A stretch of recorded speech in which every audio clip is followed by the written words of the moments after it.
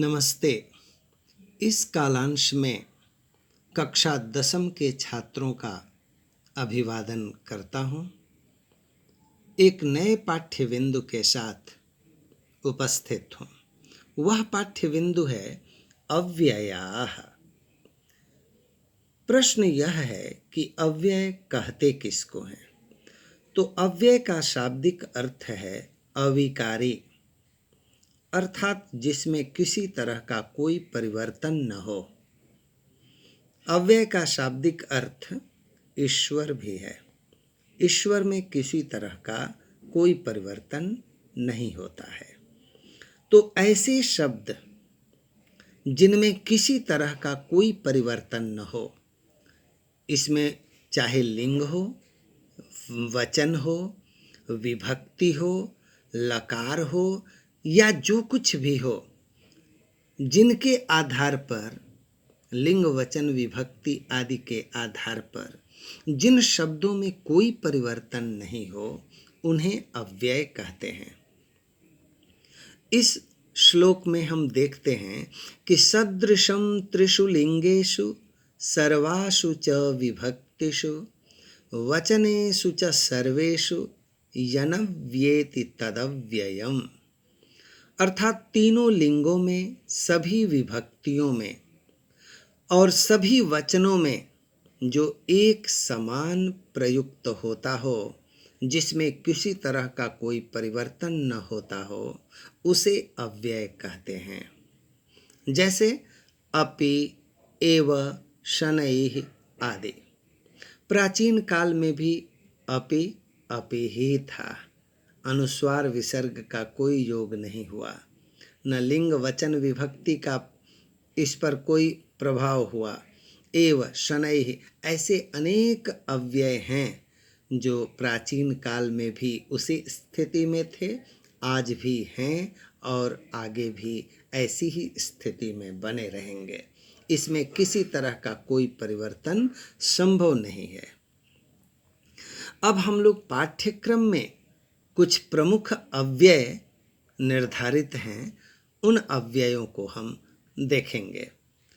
अधुना, इदानीम दोनों का प्रयोग एक साथ इसलिए कि दोनों का अर्थ एक है। अधुना, इदानीम इस समय या अभी। वाक्य में प्रयोग देखते हैं। अधुना व्याकरणं पठ। अधुना वर्षा भवति। अधुना बालकाः विद्यालयं न गच्छन्ति। अधुना या इदानीम दोनों का प्रयोग हम ऐसे वाक्यों में कर सकते हैं। इतस्ततः इधर उधर। बालकाः इतस्ततः धावन्ति। वानराः इतस्ततः कूर्दन्ति। जनाः इतस्ततः भ्रमन्ति। इस तरह के वाक्य होते हैं। उच्चैः ऊंची आवाज से। युवकः उच्चैः वदति। सिंहः उच्चैः गर्जति। लेकिन शनैः धीरे से। वृद्धः शनैः वदति या वृद्धः शनैः गच्छति। विना। विना का अर्थ होता है के बिना। इसके अर्थ में 3 विभक्तियों का प्रयोग होता है, द्वितीया, तृतीया और पंचमी। जलम, जलेन, जलात विना जीवनम नास्ति। वैसे ही वायुम, वायुना, वायोः विना जीवनम नास्ति। रामम, रामेण, रामात् विना सीता अयोध्यायां न भविष्यति। इस तरह के वाक्य हम लोग बनाएंगे। वृथा, व्यर्थ, बेकार। जैसे वृथा मा वद, वृथा मा भ्रम। अपि भी, सीता अपि वनं गच्छति। रामः वनं गच्छति, सीता अपि वनं गच्छति। अपि भी ऐसा अर्थ इससे स्पष्ट होता है। बालकाः रामायणं पठन्ति, अहम अपि रामायणं पठामि। इस तरह के वाक्य। इव के समान, इव का अर्थ होता है के समान। सः सिंहः इव वदति, सः सज्जनः इव आचरति, सः रामः इव वदति, भरतः रामः इव वदति। इस तरह के वाक्य होते हैं। एव ही, अहम एव गच्छामि, सः एव पठिष्यति, रामः एव गमिष्यति। एव सहसा अचानक, सहसा वर्षा अभवत्, सहसा दशरथः अवदत्, सहसा माता अवदत्। पुरा, प्राचीन काल में, पुरा दशरथः राजा आसीत्,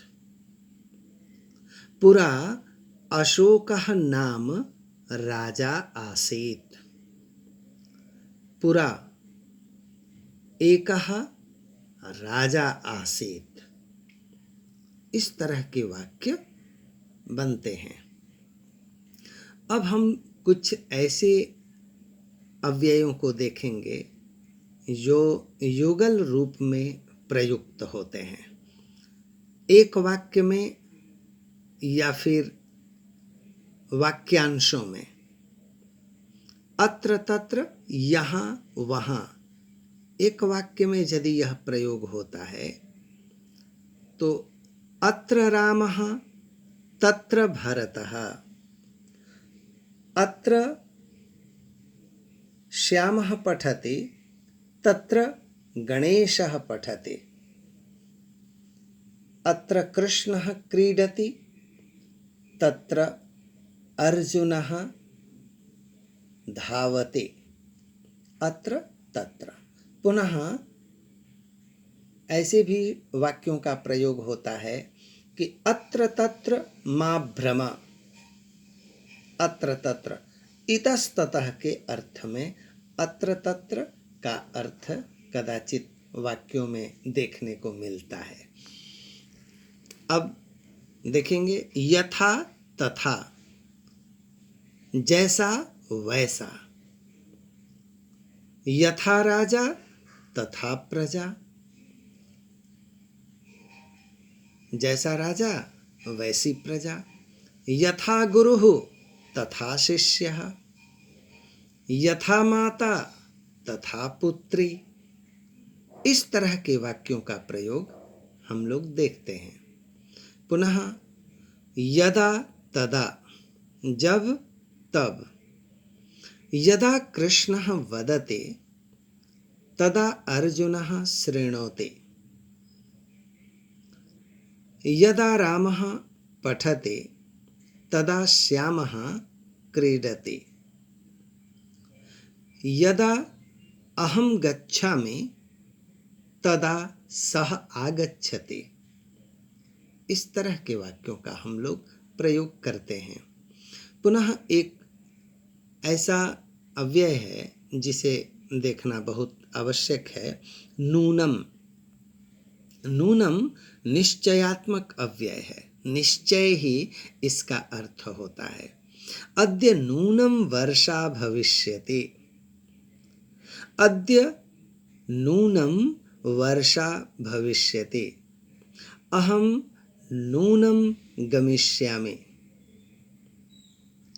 नूनम ते पाठं स्मरिष्यन्ति, नूनम रामः वनं गमिष्यति। इस तरह के वाक्यों का प्रयोग हम लोग करते हैं और इन अव्ययों का जो हमारे पाठ्यक्रम में निर्धारित हैं, इनका प्रयोग वाक्यों में परीक्षा में प्रश्नव्य होता है।